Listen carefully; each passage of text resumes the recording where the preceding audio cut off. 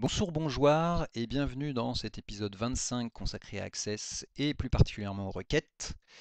Et dans les requêtes, on va s'intéresser aux calculs en colonnes qui permettent de faire des synthèses de données et de regrouper également des données.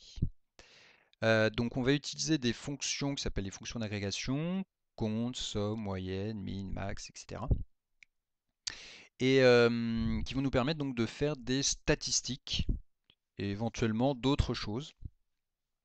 Et pour bien comprendre en quoi ça consiste, eh bien, on va aller tout de suite dans Access et je vais vous présenter donc ces éléments, sachant que dans une vidéo ultérieure, on pourra complexifier un petit peu plus les choses.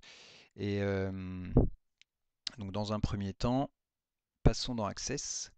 Alors dans Access, j'ai une table unité centrale qui contient donc 22 lignes avec des informations comme fabricant, description, date achat, coût achat, montant TVA. Et donc là, moi ce que je voudrais déjà faire, c'est des petits calculs pour savoir combien j'ai de lignes, quelle est la somme totale du coût achat, la moyenne du montant TVA, etc. Donc c'est parti, je vais créer une requête sur la table UC. Et puis je vais commencer par prendre un champ, par exemple le champ IDUC. Alors, pas de surprise, quand j'affiche le résultat, la feuille de données me liste tous les numéros du C. Bien. Moi, ce que je veux faire, c'est des opérations sur cette colonne. Par conséquent, je vais utiliser ce bouton, Toto, qui, quand je clique dessus, m'affiche une nouvelle ligne opération.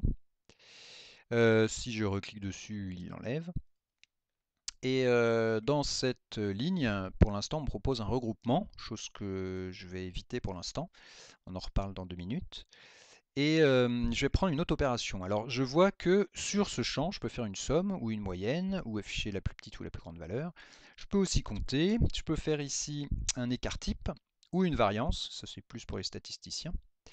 Premier dernier, ça me permet, donc à ne pas confondre avec min-max, ça va me permettre de récupérer la valeur du champ du premier enregistrement de la table. Et dernier, la valeur du champ du dernier enregistrement de la table. Expression, c'est pour faire des calculs complexes, et ou, on en reparle un peu plus tard. Donc moi, ce que je vais faire, c'est un compte pour connaître le nombre d'unités centrales de cette table. Donc quand j'exécute, j'affiche donc un résultat, 22, qui correspond au nombre de lignes contenues dans la table. Vous remarquerez que l'intitulé du champ s'appelle compte de IDUC. Donc ici, j'ai l'indication de l'opération que je fais et sur quel champ. Bien. Alors comme je compte des lignes, normalement ça devrait être le même résultat, quel que soit le champ sur lequel je compte. Et pourtant non. Quand je compte sur description, je n'ai que 16 lignes. Alors pourquoi? On va regarder dans la table UC. Tout simplement parce que dans le champ description, il y a des champs vides, et donc ils ne sont pas comptés dans la requête. Donc ce qu'il faut retenir de cette expérience, c'est que pour être sûr de compter toutes les lignes d'une table, il vaut mieux compter sur un champ qui est toujours rempli, c'est-à-dire la clé. Voilà. Alors les autres opérations, eh bien par exemple, je peux m'amuser à faire une somme sur le champ coût achat, une moyenne sur le champ montant TVA, et puis je pourrais m'amuser par exemple sur la date d'achat, chercher à obtenir la plus grande valeur, donc la date la plus récente. Voilà. Donc j'ai 22 lignes. Au total, les UC m'ont coûté 16 745 euros. La moyenne d'une UC, c'est 126 euros. Et puis la date la plus récente, c'est 17 septembre 2012. Ok. Alors, surtout, ne confondez pas min-max et premier dernier. Donc je m'explique.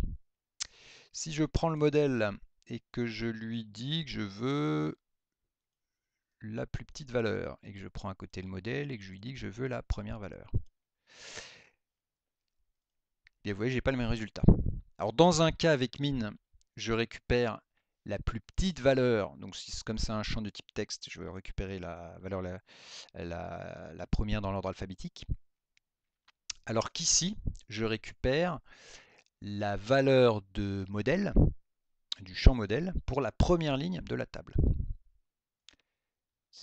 Ici, vous voyez bien qu'effectivement, premier renvoie ça, alors que min me renvoie Azer 450, qui est le premier dans l'ordre alphabétique. Donc surtout, ne confondez pas les deux. Voilà, donc voilà pour cette première partie qui nous a consisté à voir les fonctions d'agrégation, telles qu'on les appelle, et ici qui sont appelées opérations.